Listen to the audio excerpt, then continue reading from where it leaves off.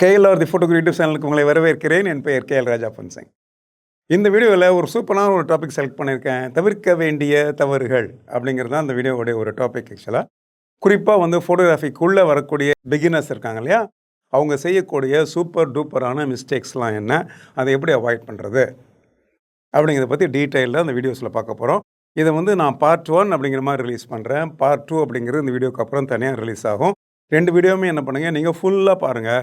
அப்போ தான் எந்த மாதிரி மிஸ்டேக்ஸ்லாம் நம்ம வந்து பேசிக்காக பண்ணுறோம், எஸ்பெஷலி ஃபோட்டோகிராஃபி கற்றுக்கும் போது அதை எப்படிலாம் நம்ம அவாய்ட் பண்ணுறது அப்படிங்கிறது நமக்கு புரியும். இந்த வீடியோவை நீங்கள் கடைசி வரைக்கும் ஸ்கிப் பண்ணாமல் பாருங்கள். அப்போ தான் வீடியோ உங்களுக்கு யூஸ்ஃபுல்லாகவும் இருக்கும். வீடியோக்குள்ளே போகிறதுக்கு முன்னாடி இது வரைக்கும் நீங்கள் KLR தி ஃபோட்டோகிராஃபி யூடியூப் சேனல் சப்ஸ்கிரைப் பண்ணாமல் இருந்தீங்க அப்படின்னா இமீடியட்டாக சப்ஸ்கிரைப் பண்ணுங்கள், பெல் பட்டனையும் தட்டி விடுங்க. அப்போ தான் நான் ரிலீஸ் பண்ணக்கூடிய இது மாதிரி வீடியோஸ் உங்களை வந்து சேரும்.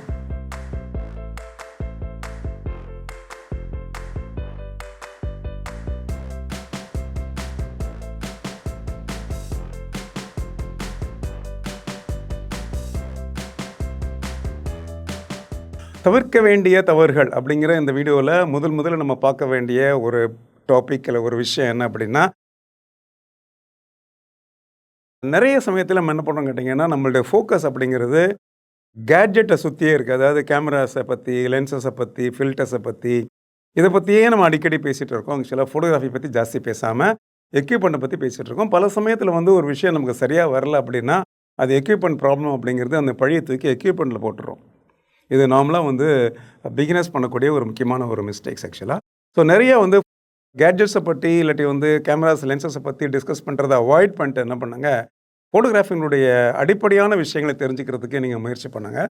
ஃபோட்டோகிராஃபினுடைய அடிப்படைகள் தெரியல அப்படின்னா நீங்கள் எந்த மாதிரி கேட்ஜெட்ஸ் வச்சுருந்தாலும் அது டெஃபினட்டாக உங்களுக்கு வந்து ஒரு நல்ல ஃபோட்டோவை கொடுக்க போகிறது இல்லை அப்படிங்கிறத நீங்கள் கட்டாயமாக தெரிஞ்சுக்கணும். அதனால் ஃபண்டமெண்டல்ஸ் அபவுட் ஃபோட்டோகிராஃபி என்ன, அடிப்படைகள், அதை ஒரு விஷயத்தை வந்து எப்படி நம்ம பார்க்குறது, அப்படி பார்த்த விஷயத்தை எப்படி வந்து மற்றவங்க பார்க்குறது மாதிரி ஒரு ஃபோட்டோவில் அதை கொண்டு வர்றது, அதுக்கு என்னென்ன முயற்சிகள்லாம் நம்ம எடுக்கிறது, அதாவது எக்யூப்மெண்ட்டை தாண்டின நிறைய விஷயங்கள் இருக்குது பார்த்தீங்களா, அதுக்குள்ள கொஞ்சம் ஃபோக்கஸ் பண்ணுறதுக்கு நம்ம முயற்சி பண்ணணும். அதனால் please to not focus on the equipments. Don't discuss about the equipment all the time. Discuss something about photography also. ரெண்டாவது நம்ம தவிர்க்க வேண்டிய தவறு என்ன அப்படின்னு கேட்டிங்கன்னா, ஒரு கிவன் சுச்சுவேஷனில் ஒரு ஃபோட்டோகிராஃபி எடுக்க வேண்டிய ஒரு குறிப்பிட்ட ஒரு சுச்சுவேஷனில் அதுக்குரிய சரியான செட்டிங்ஸ் நம்ம கேமராவில் பண்ணுறோமா அப்படிங்கிறது நமக்கு தெரியணும். பல சமயங்களில் வந்து நம்ம அந்த செட்டிங்ஸை சரியாக மேட்ச் பண்ணி நம்ம பண்ணுறதில்ல. கேமராவில் என்ன செட்டிங்ஸ் நீங்கள் பண்ணுறீங்களோ அதை பேஸ் பண்ணி தான் அந்த ஃபைனல் ஃபோட்டோ வரும் அப்படிங்கிறது உங்களுக்கு தெரியணும். ஏன்னா அந்த செட்டிங்ஸ் தப்பாக போச்சு அப்படின்னா அந்த ஃபோட்டோவும் உங்களுக்கு மாற மாதிரி வரும், தப்பாக வரும். அதனால் என்ன பண்ணிக்கோங்க, இந்த கிவன் சுச்சுவேஷனுக்கு எந்த மாதிரி செட்டிங்ஸ் நீங்கள் செட் பண்ணணும். உதாரணத்துக்கு வந்து ஒரு பறவை பறக்கும்போது எடுக்கிறீங்க அப்படின்னா அப்போது என்ன மாதிரி செட்டிங்ஸ் பண்ணணும், ஃபோக்கஸ் செட்டிங்ஸ் என்ன பண்ணணும் அப்படின்னு நமக்கு தெரியணும் இல்லையா. ஆல் பாயிண்ட் ஃபோக்கஸ் செலக்ட் பண்ணணும், கண்டினியூஸ் ஃபோக்கஸ் நீங்கள் செலக்ட் பண்ணணும், கண்டினியூஸ் ட்ரைவ் போர்ட் நீங்கள் செலக்ட் பண்ணணும். இல்லை இதெல்லாம் பண்ணிங்கன்னா மட்டும்தான் உங்களுக்கு வந்து அந்த பறவை பறக்கும்போது அது ஷார்ப்பாக உங்களுக்கு ஃபோட்டோவில் வந்து ரெக்கார்ட் ஆகும். இது ஒரு உதாரணத்துக்கு சொன்னேன் உங்களுக்கு. இதே மாதிரி எல்லா விஷயமே நீங்கள் என்ன இமேஜ் குவாலிட்டி செலக்ட் பண்ணுறீங்க, என்ன அபர்ச்சர் செலக்ட் பண்ணுறீங்க, என்ன ஷட்டர் ஸ்பீட் செலக்ட் பண்ணுறீங்க, என்ன ISO செலக்ட் பண்ணுறீங்க, என்ன பிக்சர் ஸ்டைல் செலக்ட் பண்ணுறீங்க, என்ன ஒயிட் பேலன்ஸ் செலக்ட் பண்ணுறீங்க, என்ன ட்ரை மோட் செலக்ட் பண்ணுறீங்க, என்ன எக்ஸ்போஷர் மீட்டர் மோட் செலக்ட் பண்ணுறீங்க. ஸோ இப்படி வந்து நிறைய விஷயங்களில் வந்து கேமரா சார்ந்த செட்டிங்ஸ் இருக்குது.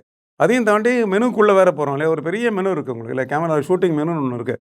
அந்த ஷூட்டிங் மெனுவில் சில விஷயத்தை நீங்கள் சரியாக செலக்ட் பண்ண மட்டும்தான் உங்கள் படங்கள் சரியாக வரும் ஆக்சுவலாக. அதனால் அந்த இன்புட்க்கு சரியாக கொடுக்குறோமா அப்படிங்கிறத நீங்கள் தெரிஞ்சுக்கிறதுக்கு முயற்சி பண்ணுங்கள். இதை நீங்கள் தெரிஞ்சுக்கிறதுக்கு வந்து முடிஞ்சதுன்னா என்ன பண்ணுங்கள், ஆக்சுவலாக கோர்சஸ் அட்டன் பண்ண ட்ரை பண்ணுங்கள். In fact ambitions for photography academy நான் நடத்தக்கூடிய அகாடமி கிட்டத்தட்ட 22 வருஷமாக நான் ஃபோட்டோகிராஃபி கிளாஸஸ் எடுத்துகிட்டு இருக்கேன். ஆயிரக்கணக்கான ஃபோட்டோகிராஃபர்ஸை ப்ரொஃபஷனலாக உருவாக்கியிருக்கேன் இல்லையா. ஸோ இவங்கெல்லாம் எப்படி வந்தாங்க அப்படின்னு கேட்டிங்கன்னா, அந்த அடிப்படையை சரியாக தெரிஞ்சுக்கிட்டு தான் வந்தாங்க ஆக்சுவலாக. அதனால் அடிப்படையாக தெரிஞ்சுக்கிறதுக்கு ஏதாவது ஒரு கோர்ஸ் பண்ணுறதுக்கு முயற்சி பண்ணுங்கள். ஆம்பிஷன்ஸ் பொறுத்தவரைக்கும் உங்களுக்கு வந்து வீக்கெண்ட் கோர்சஸ் இருக்குது, பார்ட் டைம் கோர்சஸ் இருக்குது, ஃபுல் டைம் கோர்சஸ் இருக்குது. அது தவிர வந்து ஆன்லைன் கோர்சஸ் கூட உங்களுக்கு இருக்குது ஆக்சுவலாக. அதை பற்றி டீட்டெயில்ஸ் தெரியணும் அப்படின்னா நான் கேட்டு கொடுத்துருக்க நம்பரை நீங்கள் காண்டாக்ட் பண்ணுங்கள். ஏன்னா இந்த செட்டிங்ஸ் எப்படி வைக்கிறது அப்படிங்கிறது தப்பு பண்ணிங்கன்னு வச்சுக்கோங்களேன், அவுட்புட் டெஃபினட்டாக உங்களுக்கு சரியாக வராது. ஏன்னா இன்புட்டை பேஸ் பண்ணி தான் அவுட்புட் இருக்கும் அப்படிங்கிறது தெரிஞ்சுக்கோங்க. கேமராவுடைய ப்ராசஸர், கேமராவுடைய மற்ற எல்லா கண்ட்ரோல்ஸுமே பார்த்தீங்கன்னா என்ன இன்புட் நீங்கள் ஃபீட் பண்ணுறீங்க அது சரியாக பண்ணுறீங்களா அப்படிங்கிறத செக் பண்ணிக்கோங்க. இது நம்ம பண்ணக்கூடிய ரெண்டாவது மிஸ்டேக்ஸ், அதாவது செட்டிங்ஸ் தெரியாமல் தப்பாக வைக்கிறது. மூணாவது ஃபோக்கஸ் சம்மந்தப்பட்ட ஒரு ப்ராப்ளம். ஓகே, நல்ல ஒரு கேமரா வச்சுருப்போம், நல்ல லென்ஸ் வச்சுருப்போம், ஆனால் நம்ம எடுக்கக்கூடிய படங்கள் நிறைய படங்கள் அவுட் ஆஃப் ஃபோக்கஸாக இருக்கும் ஆக்சுவலாக. ஏன்னா கேமரா வந்து வேறு எங்கேயோ ஃபோக்கஸ் பண்ணியிருக்கோம். சப்ஜெக்ட்டை தாண்டி பேக்ரவுண்டை ஃபோக்கஸ் பண்ணியிருக்கோம், சில ஃபோர்க்ரவுண்டை ஃபோக்கஸ் பண்ணியிருக்கோம். ஏன்னா அந்த ஃபோக்கஸினுடைய கான்செப்ட் நமக்கு தெரியல. கேமரா வந்து எப்படி ஃபோக்கஸ் பண்ணுது, கேமராவுடைய ஃபோக்கஸிங் மெக்கானிசம் எப்படி அப்படிங்கிறது தெரியாமல் நம்ம ஒர்க் பண்ண என்ன கேட்டிங்க அப்படின்னா, சப்ஜெக்ட்டுக்கு முன்னாடி வேறு ஏதாவது ஒரு விஷயம் இருந்துச்சுன்னா, பை மிஸ்டேக் கேமரா என்ன பண்ணுன்னு கேட்டிங்கன்னா, அதுதான் சப்ஜெக்ட் நினச்சிட்டு அதை ஃபோக்கஸ் பண்ணிடும். உங்கள் சப்ஜெக்ட் மிஸ் ஆகிடும். இல்லைங்க ஃபோக்கஸ் பாயிண்ட் செலெக்ஷன் தப்பாக பண்ணுறீங்க. ஃபார் எக்ஸாம்பிள் வந்து ஒரு சிங்கிள் பாயிண்ட் ஃபோக்கஸ் செலக்ட் பண்ணுறீங்க. அந்த சிங்கிள் பாயிண்ட் வந்து பார்த்தீங்கன்னா பேக்ரவுண்ட் மேட்சாக இருந்துச்சு அப்படின்னா, சப்ஜெக்டை விட்டுட்டு கேமரா என்ன பண்ணணும், பேக்ரவுண்டை ஃபோக்கஸ் பண்ணணும் ஆக்சுவலாக. இது ஒரு உதாரணத்துக்கு நான் சொல்கிறேன். ஸோ ஃபோக்கஸ் மோட்ஸ் அப்படிங்கிறத பற்றி நமக்கு தெரிஞ்சிருக்கணும். அதையும் தாண்டி வந்து ஃபோக்கஸ் சென்சார் செலெக்ஷன் கூட நமக்கு தெரிஞ்சிருக்கணும் இல்லையா? அதனால் நீங்கள் வச்சுருக்க கேமரா எந்த மாதிரியான ஃபோக்கஸிங் சிஸ்டமில் வேலை செய்யுது, அதில் என்ன மாதிரி ஃபோக்கஸ் மோட்ஸ் இருக்குது, அதில் என்ன மாதிரி ஃபோக்கஸிங் செலெக்ஷன் பாயிண்ட்ஸ் உடைய மெத்தட்ஸ் இருக்குது அப்படிங்கிறதெல்லாம் நீங்கள் பிளான் பண்ணிவிட்டு, அதிலே வந்து இது மூவிங் சப்ஜெக்டா, நான் மூவிங் சப்ஜெக்டா, எஸ் இது எல்லாத்தையுமே நம்ம கன்சிடர் பண்ணி அந்த ஃபோக்கஸிங் ஆஸ்பெக்டை நீங்கள் மாஸ்டர் பண்ணல அப்படின்னா, படங்கள் அவுட் ஆஃப் ஃபோக்கஸ் வந்துச்சுன்னா அந்த படத்தை நம்ம எதுக்குமே பயன்படுத்த முடியாது இல்லையா? அதனால் என்ன படிக்கோங்க, அவுட் ஆஃப் ஃபோக்கஸ் படம் அப்படிங்கிறது நமக்கு வரவே கூடாது. அது வரவே கூடாது அப்படின்னா நமக்கு வந்து ஃபோக்கஸ் பற்றி ஃபுல்லாக தெரிஞ்சால் மட்டும்தான் அது உங்களுக்கு வராமலே இருக்கும் ஆக்சுவலாக. அதனால் எப்படி ஃபோக்கஸ் பண்ணுறது அப்படிங்கிறதுல கொஞ்சம் நீங்கள் ஃபோக்கஸ் பண்ணுங்கள். தவிர்க்க வேண்டிய தவறுகளில் இன்னொரு முக்கியமான தவறு என்ன கேட்டிங்கன்னா, ஃபோட்டோஸ் எடுப்போம். அந்த ஃபோட்டோ வந்து பார்த்திங்கன்னா பிளரியாக ஷேக்கியாக இருக்கும் இல்லையா? ஷேக்கி அப்படிங்கிறது பார்த்திங்கன்னா அந்த படம் வந்து சப்ஜெக்ட் வந்து கிளியராக இருக்காது உங்களுக்கு ஆக்சுவலாக. அதை வந்து நம்ம கேமரா ஷேக் இல்லாட்டி ஹேண்ட் ஷேக்குன்னு நம்ம சொல்லுவோம். ஒரு படத்தில் ஏன் ஷேக் வருது அப்படிங்கிறது தெரிஞ்சால் தானே நம்ம அவாய்ட் பண்ண முடியும் இல்லையா? அதனால் நிறைய சமயத்தில் பார்த்திங்க அப்படின்னா 1/8 செகண்ட்ஸ் வச்சு கையில் கேமரா வச்சு படம் எடுப்போம். அப்போ அப்படிங்கும்போது கட்டாயமாக அதில் கேமரா ஷேக் வரதானே செய்யும். இன்னும் சில பேர் பார்த்திங்கன்னா 1 செகண்ட்லாம் கையில் வச்சுலாம் எடுக்கிறாங்க ஆக்சுவலாக. ஓகே, ஏன்னா உங்களுக்கு அதனுடைய இம்பேக்ட் தெரியல, வேறு ஒன்றும் இல்லை. அதுதான் நான் சொல்ல வரேன். அதில் 1 செகண்ட் எடுத்தால் என்ன ஆகும் கேமராவில் அப்படிங்கிறது தெரிஞ்சால் தானே அது நம்ம என்ன பண்ணுவோம், அந்த நேரத்தில் ஒரு ட்ரைபாடை யூஸ் பண்ணணும் அப்படிங்கிறத நினச்சி நம்ம ட்ரைபாடை யூஸ் பண்ணுவோம். அதையும் தாண்டி வந்து கையில் வச்சு எடுக்கும்போது என்ன மாதிரி ஷட்டர் ஸ்பீட் நம்ம பயன்படுத்தணும் அப்படிங்கிறதுனால நமக்கு தெரியணும். ஸோ கையில் வச்சு நீங்கள் படம் எடுக்கும்போது கேமராவில் ஷேக் வராமல் இருக்கணும் அப்படின்னா, நீங்கள் பயன்படுத்தக்கூடிய ஷட்டர் ஸ்பீட் அப்படிங்கிறது நீங்கள் பயன்படுத்தக்கூடிய லென்ஸினுடைய ஃபோக்கல் லென்த்தை விட குறைஞ்சது 2 மடங்கு அதிகமாக இருக்கணும். உதாரணத்துக்கு நீங்கள் வந்து ஒரு 100 மில்லிமீட்டர் லென்ஸை வச்சு நீங்கள் ஃபோட்டோ எடுத்தீங்க அப்படின்னா, உங்களுடைய ஷட்டர் ஸ்பீட் அப்படிங்கிறது அட்லீஸ்ட் 1/200 இருக்கணும். அப்போ தான் வந்து கேமரா ஷேக் வராது. இந்த விஷயம் நமக்கு தெரிஞ்சால் தானே நம்ம அதை பண்ண முடியும் இல்லையா? அதையும் தாண்டி இமேஜ் ஸ்டெபிலைசேஷன் நம்ம ஆன் பண்ணிக்கணும் தேவைப்படுச்சு அப்படின்னா. ஸோ இதெல்லாம் வந்து நம்ம கரெக்டாக வந்து புரிஞ்சு பண்ணும்போது பார்த்திங்கன்னா அங்கே கேமரா ஷேக் வராது. அதனால் தவிர்க்க வேண்டிய தவறுகளில் இன்னொன்று என்ன கேட்டிங்கன்னா, கேமரா ஷேக்கை நம்ம கட்டாயமாக அவாய்ட் பண்ண வேண்டும். தவிர்க்க வேண்டிய தவறுகளில் அடுத்தது என்ன கேட்டிங்கன்னா, தவறான லென்ஸை பயன்படுத்துறது. தவறான லென்ஸ்னால் என்ன? ஒரு குறிப்பிட்ட சிச்சுவேஷனுக்கு வந்து எந்த லென்ஸை பயன்படுத்தணுமோ அந்த லென்ஸை பயன்படுத்தாமல் வேறு ஒரு ஃபோக்கல் லென்த் உள்ள லென்ஸை பயன்படுத்துறது. உதாரணத்துக்கு ஒரு 50 மில்லிமீட்டர் லென்ஸ் வாங்கி வச்சுருப்பாங்க. அதை வச்சு என்ன பண்ணுவாங்க, பேர்ட் ஃபோட்டோகிராஃபி பண்ணுவாங்க, இல்லை வைல்ட் லைஃப் பண்ணுவாங்க. அதில் பார்த்தீங்கன்னா நீங்கள் அந்த பறவையை நீங்கள் தேடி கண்டுபிடிக்கிற மாதிரி இருக்கும் அந்த ஃப்ரேமில் இல்லை. ஏன்னா 50 மில்லிமீட்டரில் உங்களால் க்ளோஸாக போக முடியாது. ஸோ இந்த நேரத்தில் வந்து எந்த லென்ஸை நம்ம வந்து பயன்படுத்துறது அப்படிங்கிறது தெரிஞ்சால் தானே கரெக்டாக பயன்படுத்த முடியும். ஸோ க்ளோஸாக போகணுன்னா நம்ம என்ன பண்ணணும், அதுக்கேற்ற மாதிரி ஒரு லாங் டெலிஃபோட்டோ லென்ஸ் நம்மள்ட்ட இருக்கணும். அட்லீஸ்ட் ஒரு 200 மில்லிமீட்டர் லென்ஸாவது இருக்கணும், இல்லை ஒரு 400 இருக்கணும் உங்களுக்கு. ஸோ பேர்ட் ஃபோட்டோகிராஃபியில் உங்களுக்கு இன்ட்ரெஸ்ட் இருந்துச்சு அப்படியே என்ன பண்ணணும், அதுக்குரிய சரியான லென்ஸை வாங்கி பயன்படுத்தினா தான் அதுக்குரிய படங்கள் சரியாக வரும் ஆக்சுவலாக. அதனால் லென்ஸை நம்ம கரெக்டாக செலக்ட் பண்ணுறோமா, ஏன்னா லென்ஸுடைய ஃபோக்கல் லென்த் மாறும்போது 4 விஷயங்கள் மாறும். இது குறித்து நான் என்னுடைய கோர்ஸில் நான் டீட்டெயிலாக நான் வந்து சொல்லிக் கொடுக்குறேன் உங்களுக்கு. ஃபோட்டோகிராஃபியில் லென்ஸை மாற்றும் போது அந்த ஃபோக்கல் லென்த்தில் நீங்கள் மாற்ற சமயத்தில் அந்த லென்ஸ் வந்து எப்படி அந்த ஃபோட்டோவில் வந்து 4 விஷயத்தை மாற்றுது அப்படிங்கிறது. இது குறித்து நான் ஒரு வீடியோ கூட ஆல்ரெடி போட்டிருக்கேன் உங்களுக்கு. உங்களை எவ்வளோ பேர் பார்த்துருக்கீங்கன்னு தெரியல. ஸோ அந்த வீடியோவை பாருங்கள். கிட்டத்தட்ட வந்து 285 வீடியோ போட்டிருக்கேன் இது வரைக்கும். நான் கிட்டத்தட்ட பார்த்தீங்கன்னா ஃபோட்டோகிராஃபி லைப்ரரி மாதிரி இருக்குது என்னுடைய சேனல். ஸோ அந்த சேனலில் நீங்கள் வந்து எந்த டாபிக் நீங்கள் தேடினாலும் அதில் ஒரு டெஃபினட்டாக ஒரு கண்டென்ட் இருக்கும், அதுக்கு ஒரு சொல்யூஷன் உங்களுக்கு கிடைக்கும் ஆக்சுவலாக. ஸோ அதனால் சேனலை நீங்கள் ஃபுல்லாக நீங்கள் பாருங்கள். அதையும் தாண்டி என்ன பண்ணுங்கள், என்னுடைய கிளாஸஸில் நீங்கள் பார்ட்டிசிபேட் பண்ணுறதுக்கும் நீங்கள் ட்ரை பண்ணுங்கள். அப்போ தான் உங்களால் வந்து கரெக்டான லென்ஸை நம்ம பயன்படுத்துகிறோமா இல்லையா அப்படிங்கிறது உங்களுக்கு புரியும். ஸோ சரியான லென்ஸை நீங்கள் பயன்படுத்துங்க. தவறான லென்ஸை பயன்படுத்துகிறதும் அப்படிங்கிறதும் ஒரு தவறான ஒரு அப்ரோச் டு ஃபோட்டோகிராஃபி ஆக்சுவலாக. அதை நீங்கள் அவாய்ட் பண்ணிக்கோங்க. தவிர்க்க வேண்டிய தவறுகள், பிகினர்ஸ் தவிர்க்க வேண்டிய தவறுகள் இருக்குது பார்த்தீங்களா? அதில் வந்து இன்னொரு முக்கியமான விஷயம் வந்து ப்ராப்பரான ஒரு காம்போசிஷன் தெரியாமல் ஒரு படத்தை எடுக்கிறது. காம்போசிஷன் அப்படின்னா பட அமைப்புன்னு தமிழில் சொல்லுவாங்க ஆக்சுவலாக. பட அமைப்புனா உங்களுக்கு வந்து டெக்னிக்கலாக வந்து நீங்கள் நிறைய விஷயத்தை நீங்கள் சரியாக செட் பண்ணால் கூட ஆர்டிஸ்டிக்காக வந்து ஒரு விஷயத்தை நீங்கள் சரியாக பண்ணல அப்படின்னா, அதாவது வந்து ஒரு கேமராவோட ஃப்ரேமை வந்து எப்படி நீங்கள் வந்து கம்போஸ் பண்ணுறீங்க, அதுக்குள்ளே என்னத்தெல்லாம் நீங்கள் காமிக்கிறீங்க, எப்படி காமிக்கிறீங்க, அந்த ஃப்ரேம் ஹாரிசான்டலாக வைக்கிறீங்களா வெர்டிக்கலாக வைக்கிறீங்களா அப்படிங்கிறது ஆரம்பிக்குது. ஸோ நமக்கு வந்து அது கூட தெரியலன்னு வச்சுக்கோங்களேன். அந்த காம்போசிஷன் பற்றி பேசிக்ஸ் தெரியல அப்படின்னா அந்த படங்களில் பார்த்தீங்கன்னா படம் ஷார்ப்பாக இருக்கலாம், படத்தில் கலர்கள் கூட கரெக்டாக இருக்கலாம், ஆனால் அந்த படம் வந்து கதை சொல்கிற மாதிரி இருக்காது. அந்த படம் எந்த தேவைக்கு எடுத்தீங்களோ அந்த தேவைக்கு ஏற்ற மாதிரி அந்த படம் இருக்காது இல்லையா? அப்போ என்ன பண்ணணும் நீங்கள்? சரியான ஒரு காம்போசிஷன் பண்ணுறதுக்கு முயற்சி பண்ணணும். காம்போசிஷனில் கிட்டத்தட்ட ஒரு 35 விஷயங்கள் நம்ம பார்க்கணும். பட் இதில் குறிப்பாக ஒரு 2, 3 விஷயம் மட்டும் நான் உங்களோட நான் ஷேர் பண்ணுறேன். பிகினர்ஸ் பண்ணக்கூடிய ஒரு தவறான ஒரு காம்போசிஷன் என்ன அப்படின்னா, எந்த விஷயத்தையுமே கிட்ட போய் எடுக்க மாட்டாங்க. அவங்க எங்கே இருக்கிறாங்களோ அங்கேருந்தே ஒரு ஃபோட்டோ எடுக்க ட்ரை பண்ணுவாங்க. அப்போ என்ன ஆகும் கேட்டிங்கன்னா, அந்த மெயின் சப்ஜெக்ட் வந்து அந்த ஃப்ரேமில் வந்து ரொம்ப சின்னதாக தெரியும்.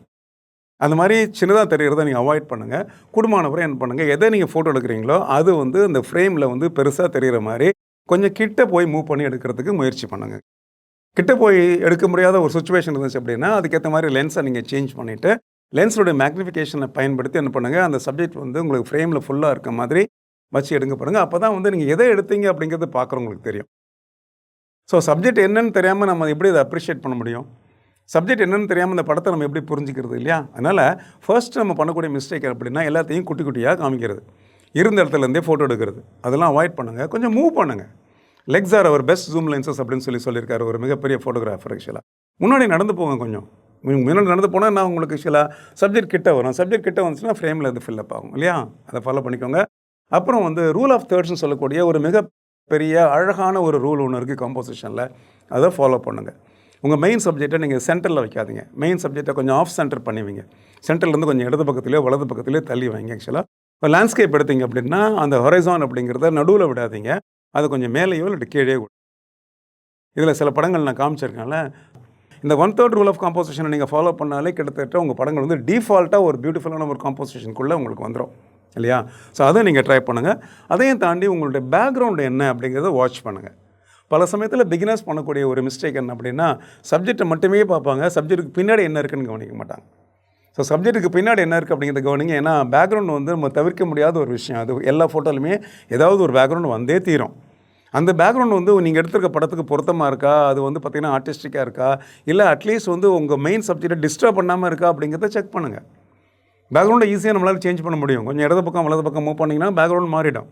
இல்லை கொஞ்சம் கீழே உட்காந்திங்க, கொஞ்சம் மேலே கேமரா தூக்குனீங்க அப்படின்னா பேக்ரவுண்ட் மாறிடும் ஆக்சுவலாக. அந்த முயற்சி நம்ம பண்ணுறோமா?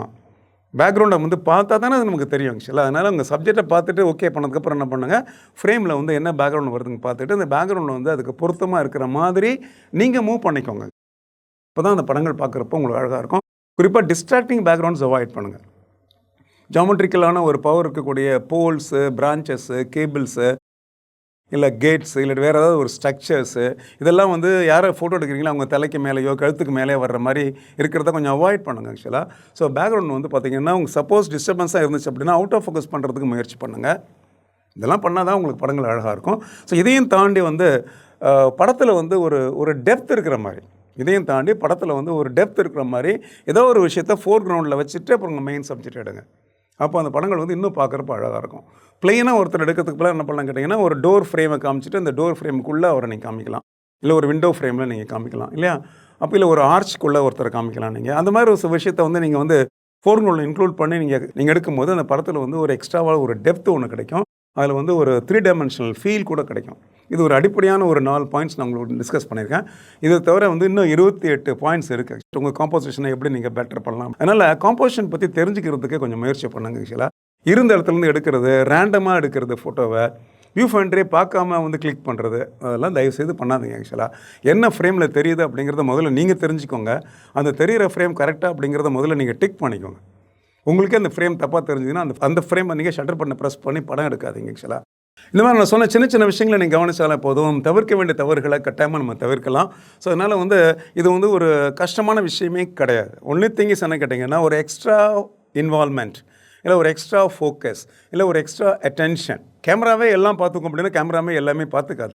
ஃபோட்டோகிராஃபர் பண்ண வேண்டிய வேலை ஃபோட்டோகிராஃபியில் நிறைய இருக்குது. அதனால் நம்ம வேலையை பண்ணுறோமா அப்படிங்கிறத நம்ம முடிவு பண்ணிவிட்டு அதுக்கப்புறம் கேமராவையோ லென்ஸையோ ப்ளேம் பண்ணுறதுக்கு நம்ம யோசிப்பாங்க. இந்த வீடியோவில் நான் சொன்ன ஒரு குறிப்பிட்ட ஒரு சில தவிர்க்க வேண்டிய தவறுகள் அப்படிங்கிறத கட்டாயமாக நீங்கள் தவிர்ப்பீங்க அப்படிங்கிறது எனக்கு தெரியும். இந்த வீடியோவில் நான் சொன்ன விஷயங்கள் எல்லாமே டெஃபினட்டாக உங்களுக்கு யூஸ்ஃபுல்லாகவும் இருந்திருக்கும் அப்படின்னு எனக்கு தெரியும். Especially for beginners. நீங்கள் ஒரு ஆரம்ப நிலை ஃபோட்டோகிராஃபர் இருந்தீங்க அப்படின்னா, இப்போ இதில் நான் சொன்ன கிட்டத்தட்ட வந்து ஒரு 6 பாயிண்ட்ஸ் சொன்னேன் உங்களுக்கு ஆக்சுவலாக. இந்த 6 பாயிண்ட்ஸும் அவாய்ட் பண்ணுங்கள். அப்போ உங்கள் படம் வந்து பார்த்திங்கன்னா ஒரு வேறு லெவலில் போகிறதுக்கு வாய்ப்புகள் இருக்குது. இன்னும் வரக்கூடிய அடுத்த இன்னொரு 7 பாயிண்ட்ஸ் அப்படிங்கிறது நம்மளுடைய அடுத்த வீடியோவில் வருது ஆக்சுவலாக. இந்த வீடியோவை பார்த்தவங்க என்ன பண்ணுங்கள், மறக்காமல் அடுத்த வீடியோவும் பாருங்கள். அதனால் இந்த 2 வீடியோயும் நீங்கள் டோட்டலாக பார்த்துட்டீங்க அப்படின்னா உங்களால் வந்து எல்லா வகையான தவறுகளையும் தவிர்க்க முடியும். ஸோ வீடியோ டெஃபினட்டாக உங்களுக்கு பிடிச்சிருக்கும் அப்படிங்கிறதுனால வீடியோ நீங்கள் லைக் பண்ணுவீங்க அப்படிங்கிறது எனக்கு டெஃபினட்டாக தெரியும். லைக் பண்ணுங்கள். அதை தவிர வந்து ஃப்ரெண்ட்ஸோடய நீங்கள் ஷேர் பண்ணுங்கள். இதை தவிர இந்த வீடியோ பற்றி உங்களுடைய கருத்துக்கள் என்ன? இதை தாண்டி வேறு ஏதாவது விஷயங்கள் உங்களுக்கு வந்து தவிர்க்க வேண்டிய தவறுகளாக தெரிஞ்சால் அதை கூட என்ன பண்ணுங்க கமெண்ட் பாக்ஸில் நீங்கள் மென்ஷன் பண்ணுங்கள். ஸோ இது வரைக்கும் நீங்கள் KLR தி ஃபோட்டோகிராஃபி யூடியூப் சேனலை சப்ஸ்கிரைப் பண்ணாமல் இருந்தீங்க அப்படின்னா இமீடியட்டாக சப்ஸ்கிரைப் பண்ணுங்கள். பெல் பட்டனை தட்டி விடுங்க. அப்போ தான் நான் ரிலீஸ் பண்ணக்கூடிய இந்த மாதிரி வீடியோஸ் உங்களை வந்து சேரும்.